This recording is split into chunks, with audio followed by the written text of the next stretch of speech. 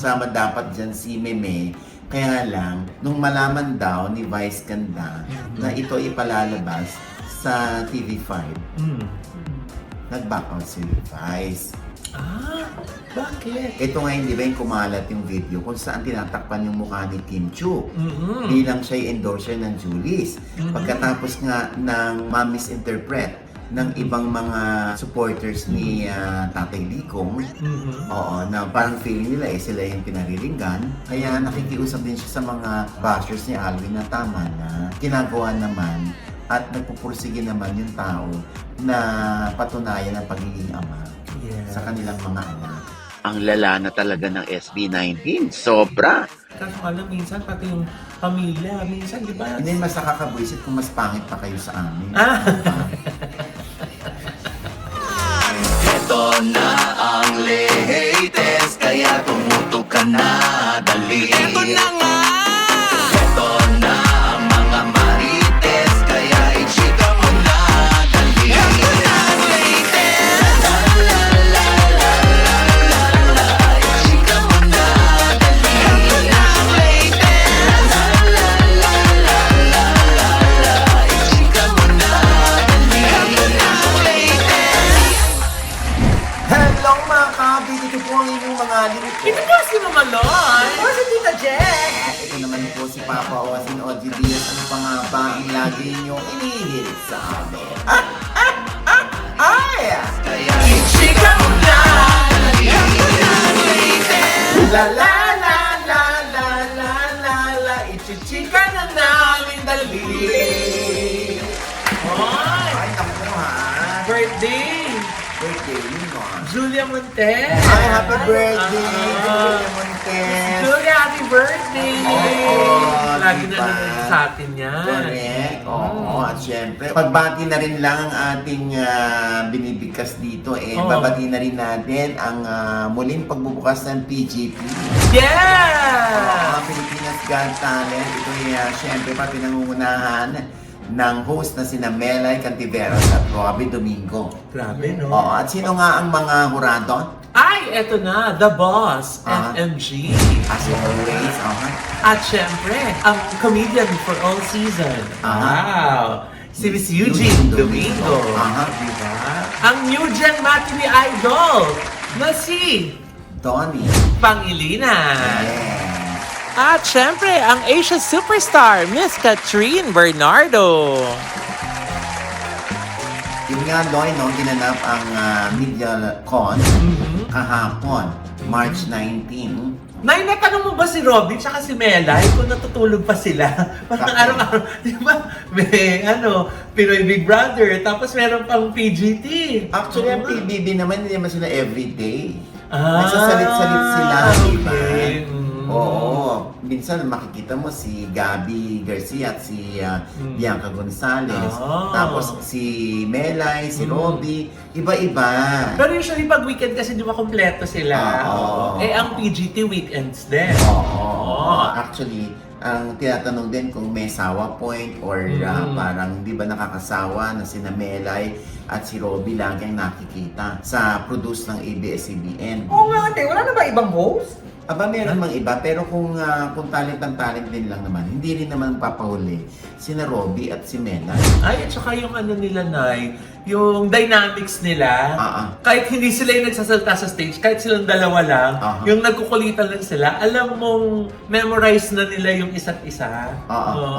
Drive na drive talaga sila. At hindi lang naman silang dalawa sa PBB, marami pang iba. Yes. Andyan din si Mavi Legaspi, si Yes. Kim Chu, Oo. si Enchong Diata, Si Alexa Ilacan. di ba? Ang dami nila. Dito naman sa PGP, ay pareho silang approve kasi ng global. Ay, ang bongga. Oo. Nagpasa sila ng pangalan. Ang nanalo daw ay ito nga si Melay, si Ruby. Tsaka Diyos ko si Melay, di ba? Pag nakikita mo, parang nag-aabang ka kung may pa-punchline siya. Kasi So, nga may abang. si Melay para siyang boksingero, hindi mo alam kung kailan dadako yung suntok. Oo. Galing lang, asan galing yun? Na punchline ka na, di ba? Di ba te, yan yung nachichismis na dapat kasama ulit dyan si Meme? Actually, kasama dapat dyan si Meme Kaya lang, nung malaman daw ni Vice Ganda na ito ipalalabas sa TV5, nag-back out si Vice. Ah, bakit? Parang may kinalaman pa rin daw ito dun sa dating tampo o sama ng loob ni Vice sa TV5 nung bigla na lang silang kinancel. Dahil supposedly doon ang It's Showtime, hindi naman sa GMA7. Diba? Kaya lang biglang mas pinaburan ng TV5 daw noon yung Itbulaga. Kaya parang inilalagay sila sa panghapong slot. Na supposedly na yung slot na yon ay inukupa ngayon ng Will to Win bago mag-frontline. Syempre, parang demotion yun siguro para kay Vice Ganda na bakit nyo kami dadalhin sa hapon? Parang replay or ano ba to? Delayed telecast? Ganyan. Kaya mula daw noon, nung nabuo yung tampo ni Vice, ayun, parang from then on, anything na may kinalaman sa TV5, parang ayaw na munang ma-involve ni Vice. Kasi ang paniniwala daw ni Vice, sabi lang sa akin ng aking source, ay kung hindi kayo naniniwala sa amin, walang dahilan para magtrabaho tayo. Pero, syempre, in time, di ba, maghihilom din naman ang sukat. Ayan yung mga ganyan kasi kung kilala ko si Vice. But ayaw mo sa akin, hindi ko naman pipilit ang sarili ko sa'yo. Ganon. Choose the people who choose you. Anyway, ayan naman na, buo naman na. Yes. Dahil mabigat din naman ang cast ng PGT. Oo, di ba? Mamimiss lang siguro talaga ng ibang sanay nang nanonood ng PGT si Meme. Siguro na ipasasaan ba? Diba sabi mo nga lagi mo sinasabi, di ba? All's well that ends well. Doon din yan papunta. Ganun siguro na yung nangyari dito. Kanino? Kay Kim Chu, tsaka Bakit? sa Julie's Bake Shop. Bakit? Kasi nga, di ba, napadala doon ng flowers sa Julie's Bake Shop kay Kim Chu na may kaakibat na letter. Ano nakalagay sa sulat? Ay, eto na yung nasa sulat. Ito nga hindi ba yung kumalat yung video kung saan tinatakpan yung mukha ni Kim Chu bilang siya'y endorser ng Julie's. Pagkatapos nga ng ma-misinterpret ng ibang mga supporters ni Tatay Dikong, na parang feeling nila sila yung pinariringgan. Ng sa opening The Serve. spiel, sa The Serve, tsaka sa Resback. Ayan naman. Kinlaro na yan ni Kim Chu na ang layo-layo naman nun at Diyos ko naman, hindi lang dapat ginagawang issue yun dahil nag-opening spiel naman talaga sila. Yes. Ano sinabi ng letter? Eto na yung nasa sulat. Ano sabi ng Julie's Bake Shop? Eto nga. Basa. Dear Kim, itago mo na lang ako sa pangalan. Walang ganyan, gaga. Sorry. Akin na nga. Sorry. Dear Kim, ako'y nalungkot nung nabalitaan koong nadisgrasya ka at fourth life mo na pala yan. Sana ay Mali! Kim Atienza yun, yung aksidente. Pasensya na. Oh. Ikaw na nga. Ako nga, mali na naman. Dear Kim, Sabi. kailan ka ba magpapalit ng damit sa Batang Quiapo? Sandali! Bakit? Gaga ka sa Team Domingo yun! Di ba ganyan? Naman, Akin ikaw na naman, Loy. ano bang letter yung nababasa nyo? Diyos ko. Ano ba? Eto. Ayan, tama na to. Oh. Dear Kim, congratulations in advance on the success of your movie. Please Please know that we are here for you and fully support you. We do not condone the recent incident in Mindanao and rest assured that we have already taken the necessary steps to address the matter. Once again, thank you for being our ka-freshness. Nagmamahal, Julie's family. Love Julie's family. Ayan, at Pinost yun ni Kim Nay at ang sabi ni Kim, thank you fam, no worries, it's a great day today, mga ka-freshness, love you all. Hashtag accountability. May hashtag accountability. Siguro ibig sabihin ni Kim Nay is yung kumbaga parang nag-take responsibility yung kumpanya dun sa nangyaring insidente na sangkot yung isa nilang franchise or empleyado ng franchisee nila. Accountability na rin lang ang pinag-uusapan natin. Dapat maging accountable itong basher, hindi na din loose. Grabe. Di ba? Kung maalala natin, nag-post si Nadine Lustre ng TikTok or ng video kung saan nagsasayaw sila or isa-isa silang lumalabas sa frame ni Ma'am Lenny at ni ML Party List sa first nominee number 6 na si Laila Laila de de Lima, Lima. oo. Tapos ano nga kinoment? Ay, eto na, may nag-comment. Basa. Di ba? Wala Sabi- pa! Wala pa! Ay, ganun, wala pa. Ito pa lang, Tagal-tagal mo. Eto, sana ma-RAPE ka ng adik. Ay! Ibig sabihin, mapagsamantalaan siya Oo. ng adik. Di ba? Ano ba namang comment? Buhay pa ba kayo? Ay, Pag may message kayo or magko-comment kayo ng ganyan, wala ba kayong nanay? Wala ba kayong ate? Wala kayong sister? Diyos ko, di ba? oo nga. Siyempre, pumalag yung boyfriend. Oh, Si nice. Christoph Barrio. Oh, binanggit din niya yung mga binanggit mo. Ano Sabi sabi? niya gano'n, no? Imagine if your girlfriend, wife, sister, mother, or daughter were publicly threatened with RAPE simply for expressing her opinion.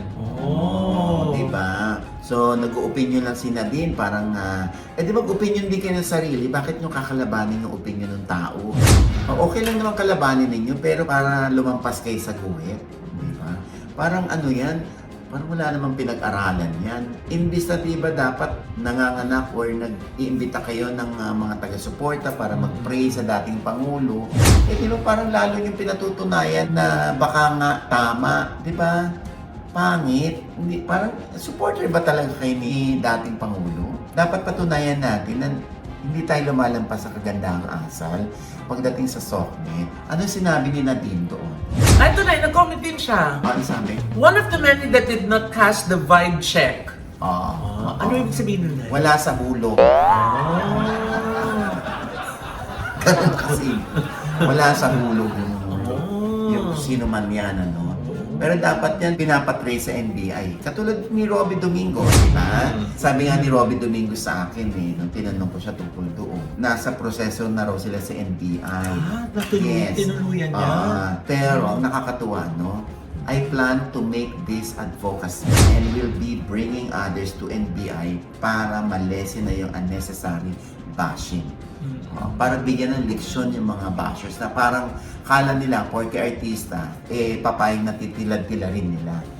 Just like us, di ba? Kami talagang, kung hindi namin kakayanin, talagang binablock na lang namin, di ba? Oo. Lalo na yung mga nagbabash sa atin, parang gusto lang magpapansin. Oo nga. Di ba? Kaya dapat without tayo sa mga ganyan. Ha?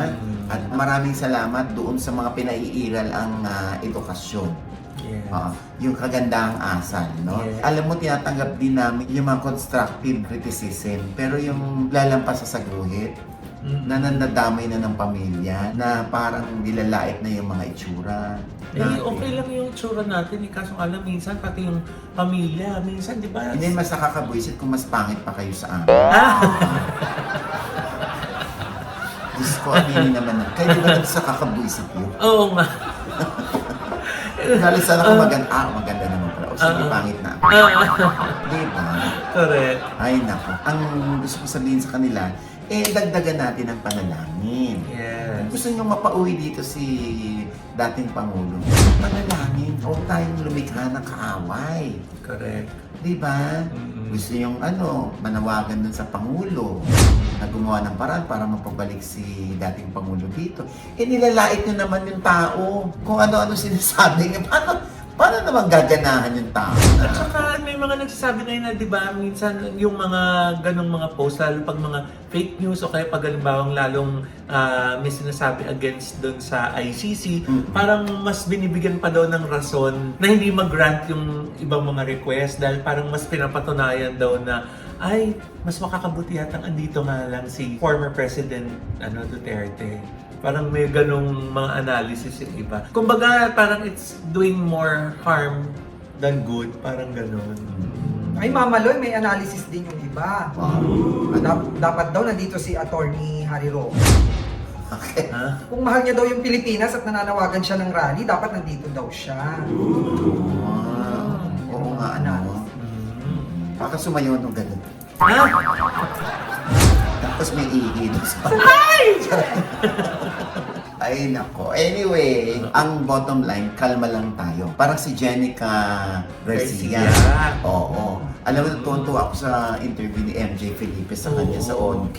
Sobrang heartfelt. Oo, alam mo yung natandaan ko sa kanya at nagmarka sa akin. Nung huli siya nagsalita, ay siya yung pinuri, ina-uplift yung kanyang kalooban ng mga comment ng netizen, habang ibinababa naman si Alin Oitinco, nilalait. Dito daw, sana daw, wag daw nilang gawin kay Alwin. In fairness daw kay Alwin, nagsusustento naman daw. Consistent na daw ngayon na nagsusustento. At Dati meron- daw, oo. wala. Pero ngayon consistent na. Kaya binibigyan niya yung credit daw na yun. At meron siyang panahon sa mga bata. Oo. Kaya naiyak-iyak siya kasi maganda daw yung buhay niya ngayon. Sobrang saya niya. At isa pa doon, dati umuupa lang sila ng studio type na condo, na nagsisiksikan silang apat, kasama yung kasambahay. Tapos kailangan niya lumabas ng hallway kasi ayaw niyang maistorbo yung tulog ng mga bata. So doon siya nag-aaral ng script. Yes. So ang na-realize, nagtatrabaho naman ako, ba't ko na-experience ito? Kaya ngayon, meron na siyang 2-bedroom. Yes, Ayun, na bahay. Oo. May hagdan na daw. Oo. Tsaka may sarili na siyang kwarto. Na-experience diba? yun naman yung sariling room. Kita mo nga naman, di ba, na yung mga tatawag nating na simple luxuries in life. Para sa Correct. ibang tao, wala lang yun. Pero para sa mga katulad ni Jenica na may grateful na puso, napakalaking blessing na sa kanya yung meron siyang sariling kwartong natutulugan. Oo. Tsaka hindi raw niya ma-imagine kung wala yung dalawang bata. Yung kanyang 9-year-old at 6-year-old na anak. Kung wala yun, baka daw wala na rin siya. Diba? Yung parang ito yung bumubuhay sa kanya. Ito yung pinaka-gasolina niya eh. Parang umandar siya. Diba? At saka yung anxiety niya na nawawala, lalo na pag may mga trabaho na tinatanggap mula sa ABS-CBN, especially coming from Dreamscape. Diba? Nakakatuwa. Te, Ah, handa na ba siyang umibig muli? ay, nako. At syempre naman, si Jenica ay tao lamang. No? Oo. Pero feeling ko, parang hindi pa. Parang handa siyang maging nanay talaga. Handang-handa siyang ibigay ang mga pangangailangan ng kanyang anak. Lalo na, kumbaga, may demand, may clamor kay Jenica. Oo, apakahusay ng batang yan sa saving grace, hindi ba? Oo, kaya feeling ko naman, parang ang tutok lamang niya ngayon ay ang mga bata. Yung reconciliation nila ni Alwin, yan ang abangan natin, ano? Siguro baka nanunuyo rin naman si Alwin. Diba? At saka nakakatuwa si Jenica. Talagang inisip niya yung pamilya ni Alwin na baka masaktan pag binash na naman. Diba? Kaya nakikiusap din siya sa mga bashers ni Alwin na tama na. Ginagawa naman at nagpupursige naman yung tao na patunayan ang pagiging ama sa kanilang mga anak. Magbabalik pang dapat. Dear Showbiz Okay, so sorry. Pasensya na. Pero ang ganda rin yung sinabi niya about forgiveness, no? Sabi niya ganun, kailangan matuto tayo magpatawad. At sa pagpapatawad, kailangan we don't think highly of ourselves. Correct. Kumbaga, wag mataas yung tingin natin sa sarili natin dahil lahat tayo naman may Nagkakasama. may pagkakamali. Tama yun. Oo, yung parang may humihingi na nga ng tawad tapos nagmamataas ka pa. Diba? Importante din, may remorse. May remorse. Hindi yung sorry lang, tas walang pagsisisi. Oo. Gaya ng iba dyan, di ba? Talaga namang ang kakapal ng mukha. Oo. Hingi-hingi ng Gcash. Di ba? Parang may mga patago. Oo. Malagi? Oo, Diyos ko. Oo, tapos wala man lang, alam mo yung wala man lang realization, walang remorse. Teka, te, Papa. bakit naman ako magkakaroon ng remorse? Bakit naman ang hindi? Hindi ko alam yon. Ano ba yung remorse? Ha? Ang alam ko lang remote. Ano ba yung remorse? Niremote mo naman agad. Amoy Nako Mamaloy, dahil nga in less than 7 hours ay sold out na ang tickets ng SB19 simula sa wakas World Tour at nakapila pa ang may 100,000 na naubusan na ng slots. Aba, true ba ito? Na may second day na ang SB19 concert sa Philippine Arena. Wow! Kaya if ever this is true, unahan na naman ang mga 18 online. Dahil for sure, ubusan na naman ito ng tickets. At ang nakakaloka pa, ha, Mamaloy, yung kanilang July 13 concert sa The Los Angeles, The Grove of Anaheim sa USA ay sold out agad in 5 minutes. Kaya wait ang mga kababayan natin kung kailan naman ang opening ng online ticket selling para sa Pechanga Casino. Maging sa Fox Theater Redwood City sa San Francisco ay ganun din. Wala pang 5 minutes. Abay, sold out na ang tickets para sa July 11. Ang lala na talaga ng SB19. Sobra. Ang lala ng kasikatan nila. Ibang klase, no? Sana all.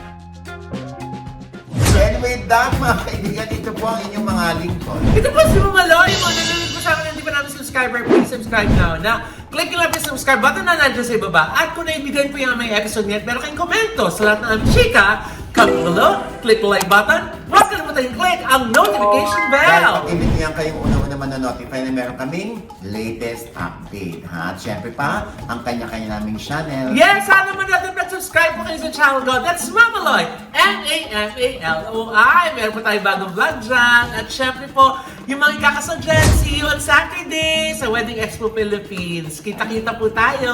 Yes, Jex. At sa Tita Jex channel, may bago po akong vlog dyan. Panoorin nyo po. At pasalamatan ko lang ang Envy Skin, Beauty and Wellness. Oo nga, babae-babae. ka Yes. dyan, di ba? Talagang dede na lang ang kulang. Yeah. Malay mo magkaroon din. Ah, Soon. Oo, nakakaloka. Alam mo naman ang gawa ng Envy. Oh. Yes. Ito, hindi naman ang mga Tesla. Yes. Oh. At syempre, ang Gorgeous Smile, Dental Clinic. Yes. Dr. JC Sons, Yes. yan. Oo. At ang Ideal Vision. Yes. Thank you po. Yeah. Dr. Jessica Diaz. Yes, thank you, Doc. Ang Nail Cocktails Deny, di ba? Oo. Tsaka ang Iconic Star and Transition PH at ang Bright Excel. Thank you po. Ayan, ito na. Nakakaloka na interview natin. Hi. Oo, medyo na-shock si Neki. Ha? Oo, medyo bumaba yung kanyang happiness eh. Nung marinig niya sa kanyang jowa, ang revelasyon. Ay! Oo, ay Ano? eto. Sorry, walang halong pang-insulto. Ano nakita mo rito? Buti nga ako nadaan doon.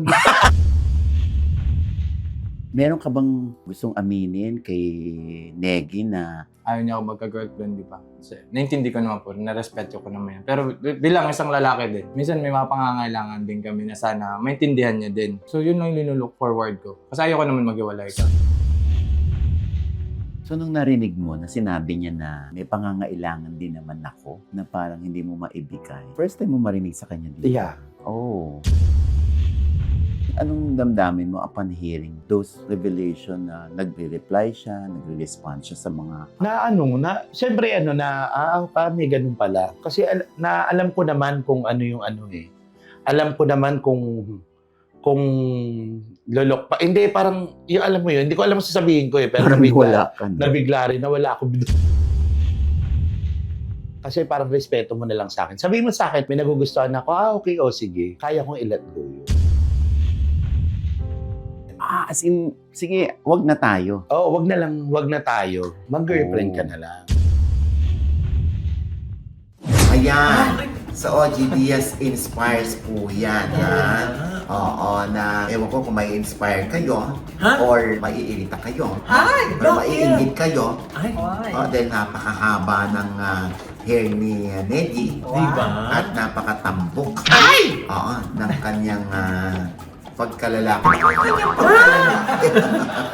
Ayan, at syempre pa, maraming salamat sa Boy Luyong. Ayan, ako nanggaling kami dyan ni Ernie Lim. Maraming salamat. Napakasarap ng kanilang lumpiang Shanghai na may kalabasa, ketchup. Oo. Wow. Tapos yung kanilang hototay, ako na-miss ko yan. Ang sinangag nila, ang kanilang meatballs, saka yung kanilang torta. Nakakaloka, apakasasarap. Tsaka yung kanilang pansit bihon. Grabe. Wow. Sa Boy Luyong, dyan po sa Santo Niño, Marikina, tapat po ng Save More. Wow. At syempre pa, March 21 and 22 na po, ang back-to-back ng J-Heart Music at ng Era Covers. March 21 and 22 na po yan, 9 p.m. sa District 1, ha? 1,500 lamang po ang ticket para sa 2-hour show.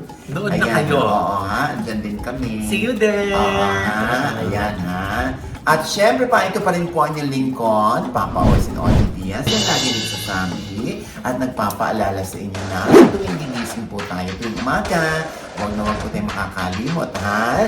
Na magpasalamat sa Panginoon dahil tayo kanyang ginising. Ibig sabihin, may mission pa rin po tayo sa buhay. Sabay sabing, every gising is a blessing! At ano pa nga bang lagi inyong inihilig sa amin? Ichika mo na, dali! La la la la la la la la. Ichika mo na, dali! Isa pa! La la la la la la la la. Ichika mo na, dali!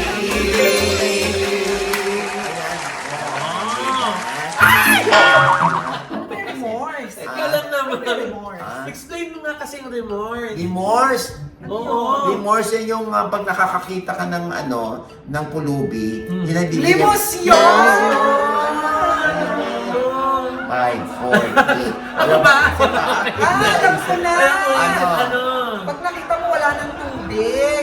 Limasyon! Iba ang layo sa remorse, ha? Malapit. Blanco. Wala. Yun ang remorse! Ano? Pagsundan mo. Amoy ah.